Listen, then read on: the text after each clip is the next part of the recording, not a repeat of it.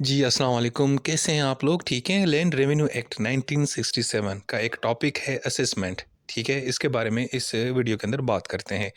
तो जनाब असेसमेंट का मतलब होता है कि वो प्रोसेस जिसके ज़रिए एक डिटरमाइन किया जाता है कि एक ज़मीन से आपने कितना टैक्स वसूल करना है, या हुकूमत ने कितना वहाँ से रेवेन्यू जनरेट करना है, कमाना है, ठीक है ना? अब इसमें क्या होता है कि जो रेवेन्यू ऑफ़िसर है वो ये सारे मामला देखता है और कुछ रूल्स हैं, कुछ प्रोविज़न्स हैं इस एक्ट के अंदर, उसको फ़ॉलो करके वो असेस करता है कि यार एक ज़मीन से कितना मैंने टैक्स वसूल करना है। अब असेसमेंट के दौरान कुछ चीज़ों को जो है ना नज़र में रखा जाता है। मिसाल के तौर पर उस ज़मीन की टाइप क्या है और वो कितना कमाती है, उसकी प्रोडक्शन क्या है, ठीक है? उसके अंदर कितनी इम्प्रूवमेंट है। ये सारे फैक्टर्स यानी ज़हन में रख के हम एक असेसमेंट करते हैं और फिर बताते हैं कि भाईजान इस ज़मीन ने इतना टैक्स हमें देना है। तो जनाब सबसे पहले जो सेक्शन है 56 है, इसके अंदर ये कहा गया है कि जनरल लायबिलिटी तो ये है कि भाई कोई भी ज़मीन है, कहीं पे भी वो उसकी लोकेशन है या किसी क्या उसका यूसेज है, उससे फ़र्क नहीं पड़ता।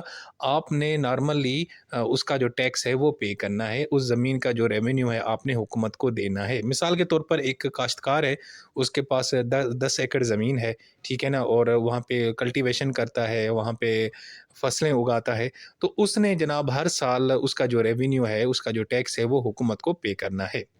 लेकिन फिर जनाब सेक्शन 56 के अंदर ही उन्होंने कुछ बताया, कुछ ऐसी लैंड्स हैं जिनको इस्तिस्ना हासिल है, यानी उससे हम रेवेन्यू जनरेट नहीं करते, यानी हम उससे टैक्स वसूल नहीं करते, यानी उन्होंने लैंड रेवेन्यू नहीं पे करना। उसमें सबसे पहले वो ज़मीन आती है जिसको हुकूमत ने किसी कानून या कॉन्ट्रैक्ट के तहत इस्तिस्ना दी हो। मिसाल के तौर पर हुकूमत ने अगर कोई ज़मीन जो है ना वो चैरिटी के काम के लिए दी हुई है और वहाँ पे चैरिटी के लिए फ़सल उगता है, व्हाटएवर कुछ और काम होते हैं, तो उस ज़मीन पे आपने टैक्स यानी वसूल नहीं करना। इसी तरीके से वो ज़मीन जो किसी विलेज साइट के अंदर, गाँव के बीच के अंदर इस्तेमाल हो रही है, रास्ते के लिए इस्तेमाल हो रही है, लोग आते-जाते हैं या कम्युनिटी स्पेस है, वहाँ पे भी उसका भी आपने यानी कि टैक्स पे नहीं करना। इसी तरीके से वो ज़मीन जो कंटोनमेंट एरियाज़ के अंदर यानी जो कैंट्स होते हैं उन एरियाज़ के अंदर आती है, उसके ऊपर भी आपने टैक्स पे नहीं करना।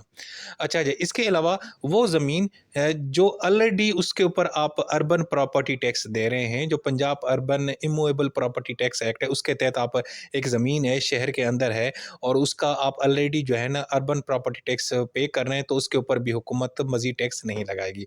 इसी तरीके से वो ज़मीन जो बैरन है, जो यानी कि बंजर है, जो काश्त के लिए लायक नहीं है और पिछले 6 साल से वो वैसे के वैसे पड़ी हुई है और कभी किसी ने इस्तेमाल नहीं किया और ना ही उसको कल्टीवेशन के लिए लायक बनाया है, तो उसके ऊपर भी आपने कोई टैक्स पे नहीं करना।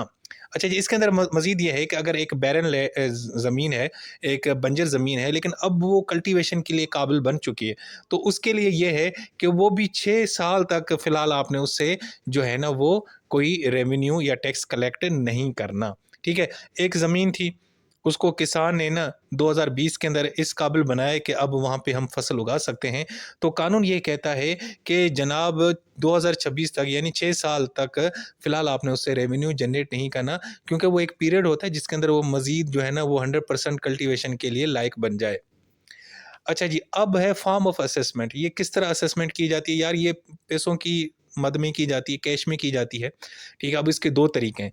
एक पहला तरीका है फिक्स्ड एनुअल चार्ज और दूसरा है prescribed rates per unit of area. मिसाल के तौर पर हुकूमत ये करती है कि एक ज़मीन है, उसकी पर ईयर एक फ़िक्स अमाउंट बताती है कि भाई आपने इतने पैसे उसके देने हैं, टैक्स देने हैं। एक फार्मर है, उसकी जो ज़मीन है, वो पूरे साल में मिसाल के तौर पर 5,000 पे कर सकता है, या तो वो लमसम पे करे या इंस्टॉलमेंट में 2500-2500 की 2 इंस्टॉलमेंट में भी पे कर सकता है। यानी ये फ़िक्स्ड अमाउंट है, फ़िक्स्ड ये टैक्स है जो आपने पे करना है, ठीक है? और दूसरा होता है prescribed rates per unit of area. यानी क्या होता है कि किसी गाँव के अंदर या किसी एरिया के अंदर जो ज़मीन होती है, तो उसका जो पर यूनिट आपने टैक्स आपने पे करते हैं। मिसाल एक किसान है, उसके पास 10 एकड़ की ज़मीन है, ठीक है ना? तो 10 एकड़ में पर एकड़ उससे ना चार्ज किया जा रहा है 500 तो टोटल बनेगा कितना 5,000। तो ये 2 तरीके हैं, या तो फिक्स्ड आप पूरी ज़मीन का आप ले लें या उसके पर एकड़ के हिसाब से आप उससे टैक्स वसूल कर रहे हैं। ठीक है जी। अच्छा जी, दूसरा है सेक्शन 56 ए, इसके अंदर एग्ज़म्पशन, यानी उन्होंने बताया कि एग्ज़म्पशन है कि कौन से जो ज़मीन के मालिकान हैं, वो रेवेन्यू पे नहीं करेंगे या टैक्स पे नहीं करेंगे। उसमें उन्होंने बताया है कि यार कोई ऐसा बंदा है जिसके पास एरीगेटेड जो ज़मीन है, जो काश्त के काबिल होती है, वो 2 एकड़ से ज़्यादा नहीं है तो उसने भी टैक्स नहीं देना, या किसी के पास 5 एकड़ से ज़्यादा ज़मीन नहीं है और वो ज़मीन अनएरीगेटेड है, यानी वो काश्त के लायक नहीं है, तो उसने भी कोई रेवेन्यू पे नहीं करना, चार्ज नहीं किया जाएगा। किसी बंदे के पास मिक्स्ड लैंड है, यानी एरीगेटेड भी है और अनएरीगेटेड भी है, तो लेकिन जो टोटल एरीगेटेड ज़मीन है वो 2 एकड़ से ज़्यादा नहीं है, तो उसने भी कोई टैक्स नहीं करना। मिसाल, एक फार्मर है, उसके पास 2 एकड़ ऐसी ज़मीन है जो काश्त के काबिल है और 3 एकड़ वो ज़मीन है जो काश्त के काबिल नहीं है। क्योंकि अब ये 2 एकड़ से ज़्यादा इसके पास वो काश्त के काबिल वाली ज़मीन नहीं है, तो उससे भी हम रेवेन्यू चार्ज नहीं करेंगे। इसका मकसद ये होता है कि ये छोटे जो काश्तकार होते हैं उनको प्रोटेक्ट किया जाए टैक्स रेवेन्यू से, बर्डन से, पैसों से, ताकि वो उनको ईज़ी होके अपना काम चलाते रहें। अच्छा जी, अब सेक्शन 57 इसमें है बेसिस ऑफ असेसमेंट, यानी किस बुनियाद के ऊपर आप जो है ना वो असेसमेंट करते हैं। यार देखो, एक ज़मीन है ना, उसमें से अगर आपने फसल उगाया है, तो उस फसल उगाने के बाद आप उसको बेचते हैं मार्केट में, तो उससे आपको पैसे मिलते हैं। वो जो रेवेन्यू है ना, वो जो पैसे आपने कमाया है ना, उसकी कमाई की जो वो हैसियत है ना, उस हिसाब से हम ना असेसमेंट करते हैं। मिसाल है, 10 एकड़ की ज़मीन है और वहाँ पे जो फसल उगती है उसकी वैल्यू समझें कि पर ईयर बनती है 1 लाख, 10 लाख, 1 मिलियन जो भी बनती है। तो अब वो जो वैल्यू है उसकी बुनियाद के ऊपर ही जनाब हम उससे लैंड रेवेन्यू जनरेट करेंगे, उससे लैंड रेवेन्यू वसूल करेंगे, उससे टैक्स वसूल करेंगे। ठीक है जी। अच्छा जी, उसके बाद है लिमिट ऑफ असेसमेंट सेक्शन 58, इसके अंदर ये है कि भाई एक तो फिक्स्ड लिमिट होता है, उससे ज़्यादा आपने चार्ज नहीं करना होता। ठीक है ना? If the land revenue is fixed it can not go above a certain amount, उससे ऊपर आप नहीं जाएँगे। लेकिन कुछ इस तरह लैंड रेवेन्यू होता है जो पर एकड़ आपने वसूल करना होता है, वो रेट डिफरेंट होता है। उसके अंदर एक एग्ज़ाम्पल है, वो समझ लें। मिसाल है, एक गाँव है, उस गाँव में टोटल जितनी भी ज़मीनें ज़मीनें हैं या एसेट्स हैं, उनकी टोटल जो वैल्यू बनती है वो समझिए 10 लाख बनती है, ठीक है ना? अब मैक्सिमम लैंड रेवेन्यू हम कितना लेंगे वहाँ से? तो कानून ये कहता है कि जनाब 25% आपने उसका लेना है। तो अब 10 लाख का 25% कितना बनेगा? 2,50,000, यानी आपने कितना टैक्स लेना है वहाँ से? 2,50,000। लेकिन फिर उसने कहा है कि अगर हम पर एकड़ के हिसाब से अगर चार्ज करें तो फिर कितना कर सकते हैं? तो फिर उन्होंने कहा है कि अगर आप पर एकड़ भी चार्ज कर रहे हैं ना, तो इतना ही चार्ज करना है कि जनाब 2,50,000 से ऊपर नहीं जाना। यानी 2,50,000 के अंदर-अंदर रह के भी आप पर एकड़ जो है ना वो जो है ना रेट, यानी कि टैक्स वसूल करना है। इसका मतलब ये है कि इन्होंने एक्सेसिव टैक्सेशन से मना किया, यानी कि एक लिमिट है, उस लिमिट से ऊपर आपने टैक्स वसूल नहीं करना। ठीक है ना? सिंपल ये है कि अगर आप पर एकड़ के हिसाब से अगर चार्ज कर रहे हैं, तो जितनी भी ज़मीन है उस इलाके की, उसका जो 25% है, उससे ऊपर आपने नहीं जाना।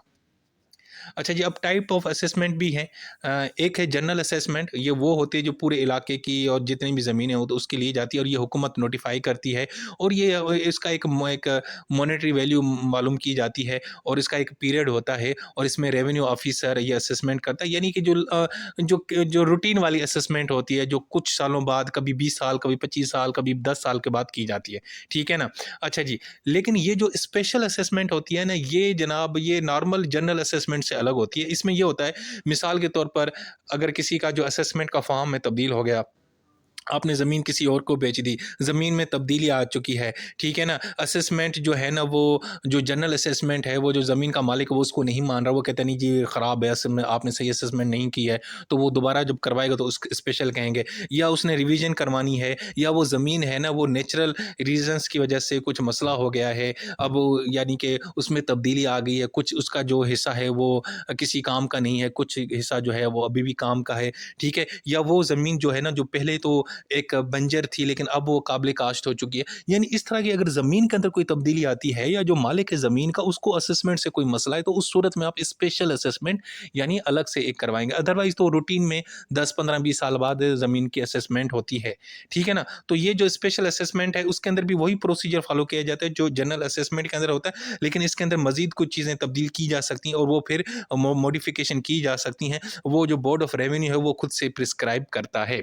सो दोस्तों ये था टॉपिक। अच्छा जी, अब इसके अंदर ना होता ये है कि जनरल असेसमेंट एक अलग से टॉपिक है, वो बहुत ही लेंथी है, और स्पेशल असेसमेंट बिल्कुल अलग से है। तो मैंने सिर्फ आपको इस वीडियो के अंदर सिंपल जो असेसमेंट है सेक्शन 56 से लेकर आई थिंक 58 तक मैंने आपको बताया, 59 से लेकर आगे भी हैं जनरल असेसमेंट, स्पेशल असेसमेंट, वो मैं नहीं कवर करवा रहा क्योंकि टाइम इतना नहीं है और वो भी बड़े लेंथी टॉपिक्स हैं। तो ये जनरल सिंपल जो असेसमेंट है 56 से लेकर 58 सेक्शन तक वो मैंने आपको कवर करवा लिया है। अपना बहुत सारा ख्याल रखें।